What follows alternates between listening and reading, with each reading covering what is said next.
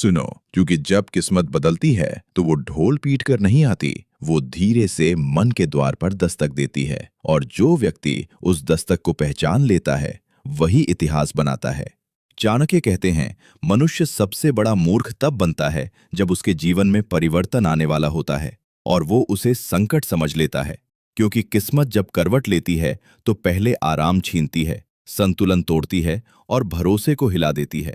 अगर तुम्हें लग रहा है कि जीवन में सब कुछ बिखर रहा है, अगर तुम्हें लग रहा है कि लोग तुम्हें समझ नहीं पा रहे, अगर तुम्हें लग रहा है कि तुम अकेले हो गए हो, तो ध्यान से सुनो। ये पतन नहीं है, ये तैयारी है। जब वृक्ष को ऊंचा होना होता है तो उसकी जड़ें पहले अंधेरे में गहराई तक जाती हैं, और जो व्यक्ति केवल उजाले की प्रतीक्षा करता है वो कभी ऊंचाई नहीं पाता। चाणक्य कहते हैं, किस्मत बदलने से पहले मनुष्य के भीतर असहजता जन्म लेती है। वो बेचैन हो जाता है। जो जीवन उसे कल तक सही लग रहा था, आज वही उसे बोझ लगने लगता है। लोगों की बातें उसे खोखली लगने लगती हैं। भीड़ में रहते हुए भी वो अकेलापन महसूस करता है। ये कोई बीमारी नहीं है, ये चेतना का जागरण है। जिस दिन तुम्हें ये महसूस होने लगे कि तुम पहले जैसे नहीं रहे, कि वही बातें अब तुम्हें संतुष्टि नहीं देती, कि वही सपने अब तुम्हें छोटे लगने लगे हैं, तो समझ लेना, तुम्हारी आत्मा पुराने जीवन से विदा ले रही है। किस्मत बदलने का पहला संकेत ये होता है कि व्यक्ति को भीड़ रास नहीं आती। वो शोर से दूर भागने लगता है, उसे मौन प्रिय लगने लगता है। क्योंकि परिवर्तन से पहले मनुष्य को स्वयं से संवाद करना पड़ता है। चाणक्य कहते हैं, जो व्यक्ति हर समय बोलता है वो कभी बड़ा नहीं बनता, और जो व्यक्ति सुनना सीख लेता है वही भविष्य का निर्माता बनता है। अगर तुमने देखा है कि अब तुम कम बोलते हो, कम लोगों से मिलते हो और अधिक सोचते हो, तो डरना मत। ये पतन नहीं है, ये शस्त्र निर्माण है। जिस योद्धा को युद्ध जीतना होता है वो पहले अस्त्र बनाता है, फिर मैदान में उतरता है। एक और संकेत जिसे मूर्ख लोग दुर्भाग्य समझते हैं वो है लोगों का तुम्हें छोड़ जाना।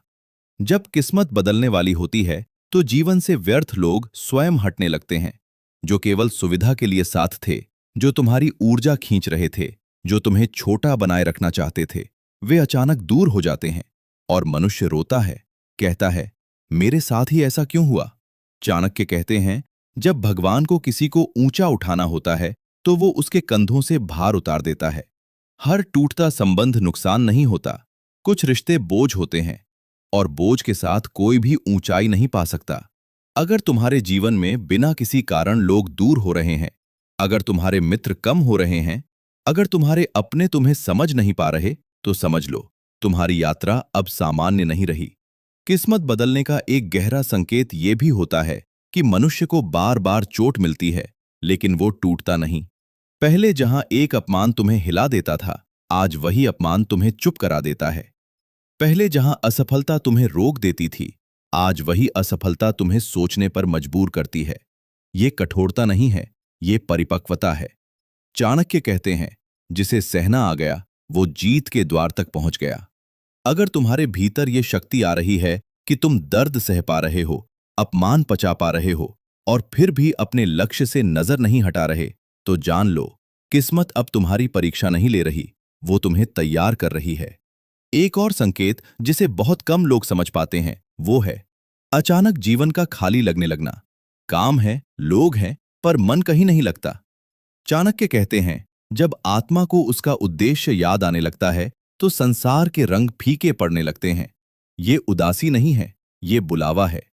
जिस दिन तुम्हें ये लगने लगे कि तुम इस जीवन में किसी बड़े कारण से आए हो, लेकिन वो कारण अभी साफ नहीं दिख रहा, तो समझ लो, तुम्हारी किस्मत करवट ले चुकी है। किस्मत बदलने से पहले मनुष्य को अकेले चलना सिखाया जाता है, क्योंकि जो व्यक्ति अकेले नहीं चल सकता वो भीड़ का नेता कभी नहीं बन सकता। चाणक्य कहते हैं, सिंह अकेला चलता है क्योंकि उसे दिशा पता होती है।